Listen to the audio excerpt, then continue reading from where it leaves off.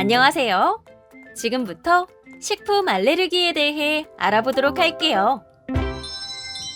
우리 친구들은 스스로 음식을 섭취하기 때문에 우리 몸에 나타나는 식품 알레르기 증상을 정확하게 이해하는 것이 중요합니다.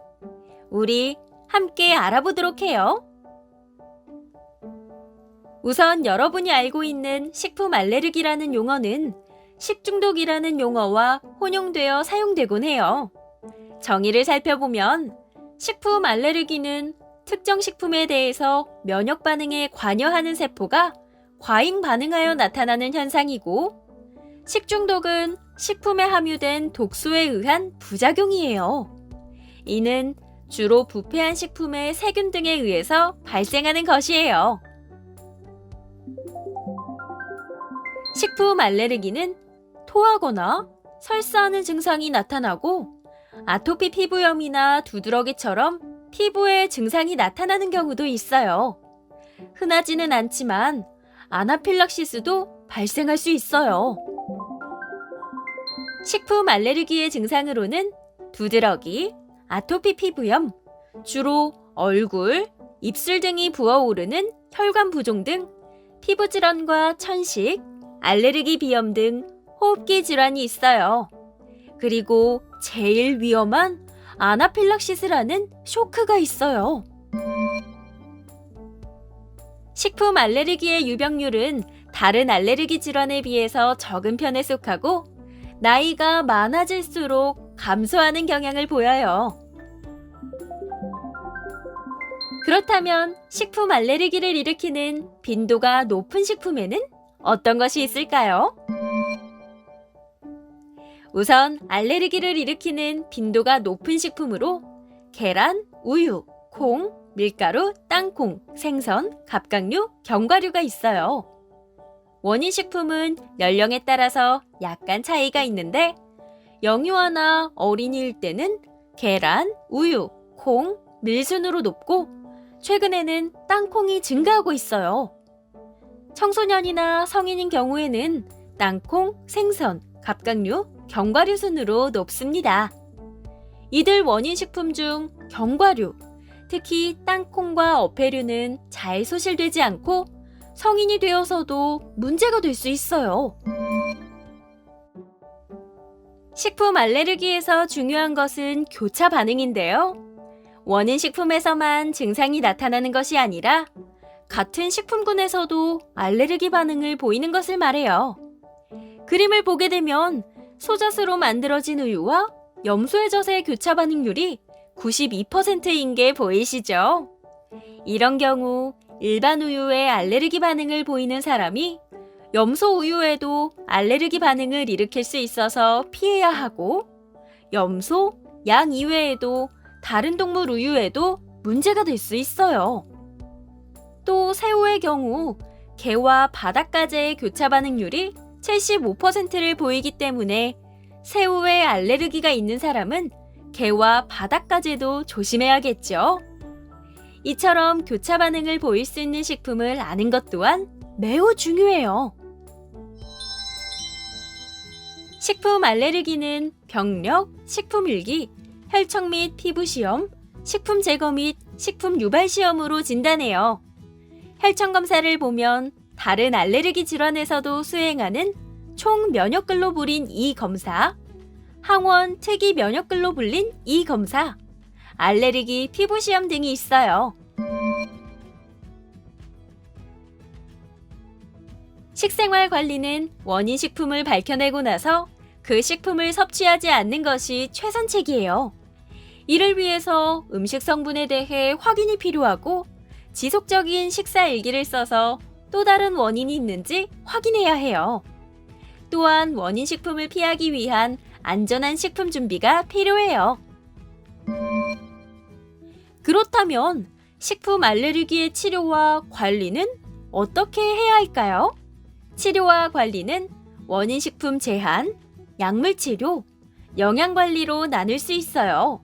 원인 식품 제한은 정확한 진단 없이 제한할 경우 영양 결핍, 면역 결핍, 성장 장애를 초래할 수 있으므로 주의해야 해요. 원인 식품을 제한해야 하므로 대체 시기를 하여 원인 식품 제한에 따른 문제가 생기지 않게 영양 관리에도 신경을 써야 해요.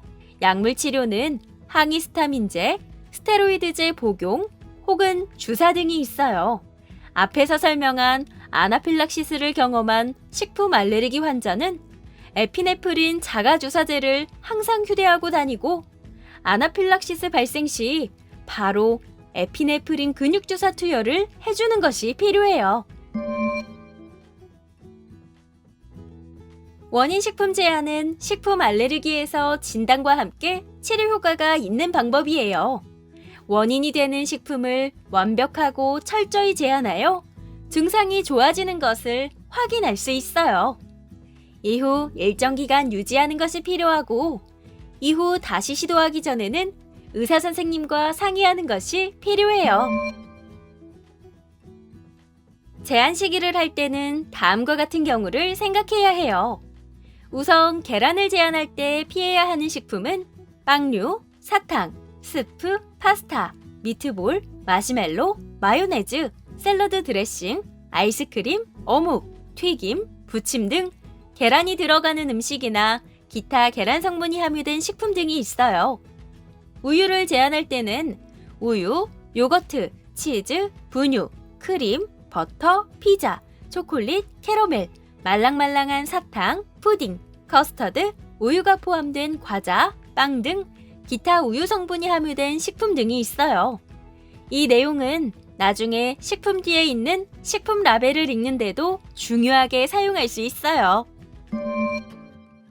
식품 알레르기 원인이 있는 경우 대체 식품을 섭취하여 영양에 문제가 없게 해야 해요. 먼저 우유는 저항원성 우유, 콩, 육류, 계란, 가금류, 생선, 해조류 등으로 대체할 수 있고 계란의 경우에는 우유, 생선, 육류, 가금류, 엽채 등으로 대체할 수 있어요. 콩은 전곡류, 육류, 가금류, 엽채류, 우유, 어패류, 밀은 전곡류, 효모, 육류, 우유, 땅콩은 전곡, 효모, 유지, 엽채류, 육류로 대체할 수 있어요. 그러나 여러 가지 식품에 알레르기가 있는 경우에는 쌀, 감자, 영양소가 보강된 대두분유, 쌀분유, 저항원성 우유, 식물성 기름, 해조류 등으로 대체할 수 있어요. 상품의 뒤에 보면 이렇게 식품 라벨이 있어요. 이 식품 라벨을 보면 전지분유라고 되어 있죠.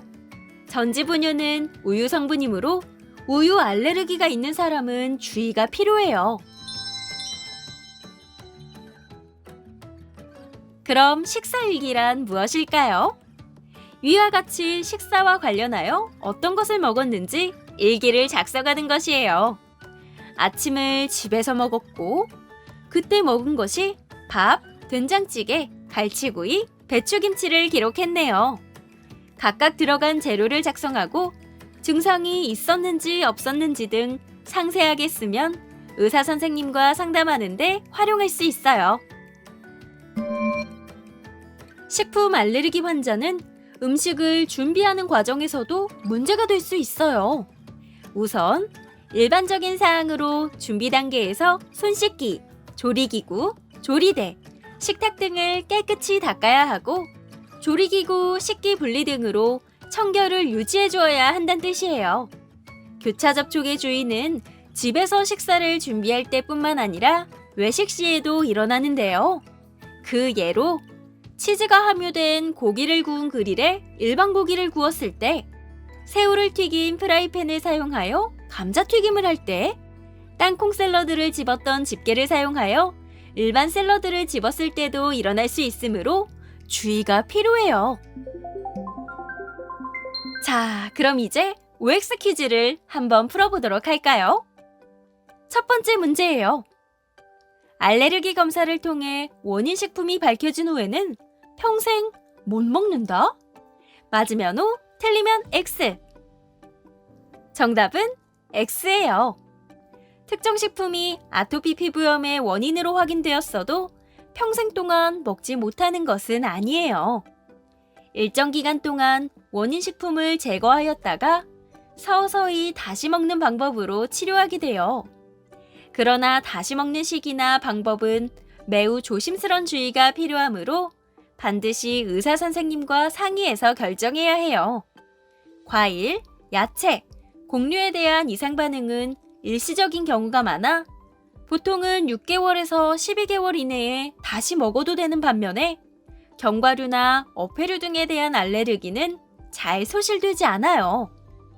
그리고 무조건 원인 식품을 회피하거나 의사 선생님의 정확한 진단 없이 원인이라고 생각되는 식품을 안 먹게 된다면 한창 성장을 하고 있는 우리들에게 영양 결핍이나 발육 장애가 나타날 수 있으므로 주의해야 해요. 두 번째 문제예요. 다음 식품 라벨을 읽고 함유식품을 골라보세요.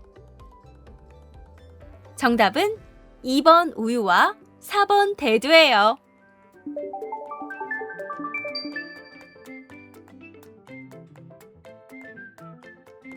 감사합니다.